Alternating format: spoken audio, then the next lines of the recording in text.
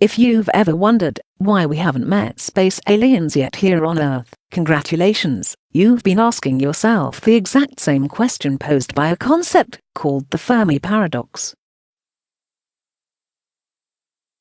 According to one scientist's theory, however, the answer could be a lot darker than many of us might think. Proposed in a preprint, not yet peer-reviewed paper by Alexander Berezin, a Russian physicist from the National Research University of Electronic Technology, MIET, the first-in, last-out solution, fills me with some truly next-level cosmic existential dread, the kind that's so big, I didn't even realize I was capable of feeling it. Named for Enrico Fermi, the Italian physicist and Nobel Prize winner who created the world's first nuclear reactor, the Fermi Paradox seeks to explain why we haven't encountered extraterrestrial life yet, the point being that, given what Berezin calls commonplace assumptions about galactic civilization formation and expansion, it should have happened by now. Physicist Michael H. Hart, who wasn't exactly Fermi's contemporary, but was around during his time. Fermi was born in 1901 and died in 1954, while Hart was born in 1932 and is still alive today, laid out the four most widely accepted possible answers to the problem in 1975. Physical explanations. Aliens haven't been able to make the trip due to any of a number of reasons, including astronomy-related issues, biology-related ones, and engineering-related ones.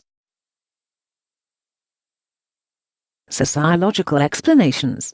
Aliens have simply chosen not to come to Earth. Temporal explanations. Advanced civilizations have risen too recently for aliens to have had the time to make it to Earth yet. And lastly, an idea with the heading, perhaps they have come. Aliens have already been to Earth, but we've failed to notice them, and they aren't currently present. The reason the paradox is named for Fermi is because it's got a sort of anecdotal origin story. According to accounts of a lunch that occurred in 1950 at Los Alamos, the birthplace of the atomic bomb, and currently a government research facility, Fermi asked, during a conversation about a New Yorker cartoon featuring aliens collecting New York City trash cans, "Where is everybody?" He meant, where are the aliens? And from there, the conversation turned to interstellar flight, and whether or not it was feasible. According to Herbert York, whose memory of the event was collected by physicist Eric Jones, Fermi went on to conclude that the reason that we hadn't been visited might be that interstellar flight is impossible, or, if it is possible, always judged to be not worth the effort, or technological civilization doesn't last long enough for it to happen. Close quote. But what if Hart's explanations are all incorrect? In the early 80s, Frank Tipler proposed a fifth solution. If, said Tipler, extraterrestrial life didn't actually exist, that humans are the only intelligent life in the universe, then boom, the paradox is solved.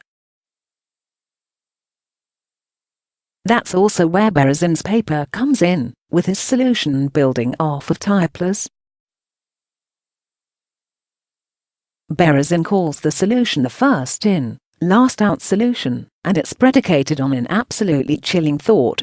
What if the first life that reaches interstellar travel capability necessarily eradicates all competition to fuel its own expansion?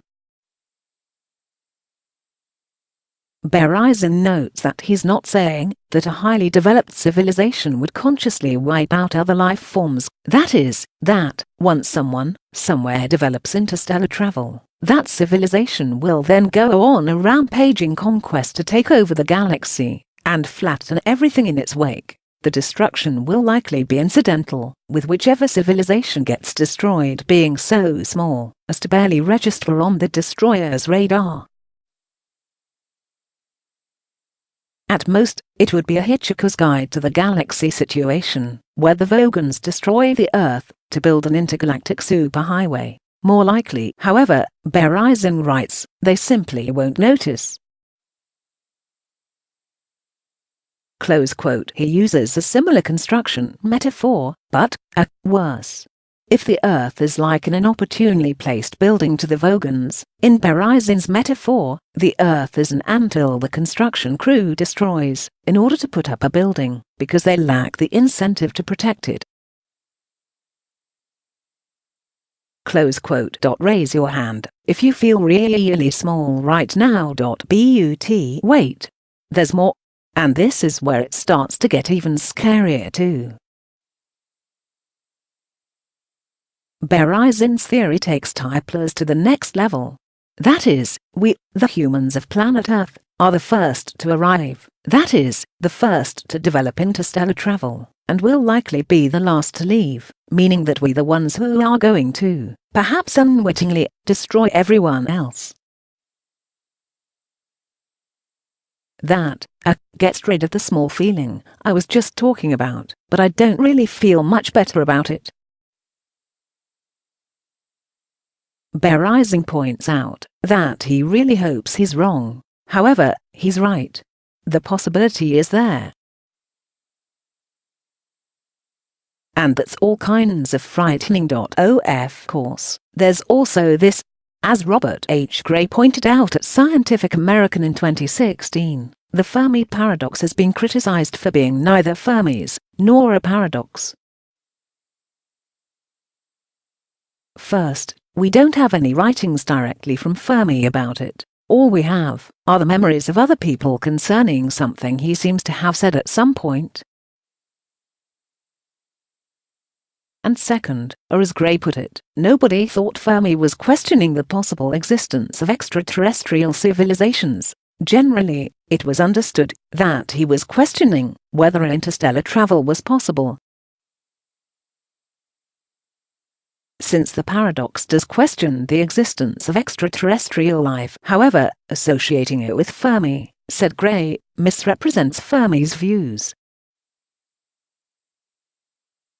Close quote. But whether or not theory actually has anything to do with it almost doesn't matter in the long run, because the question still remains, where is everybody? Have they destroyed everyone else? Or are we ourselves about to become the destroyers?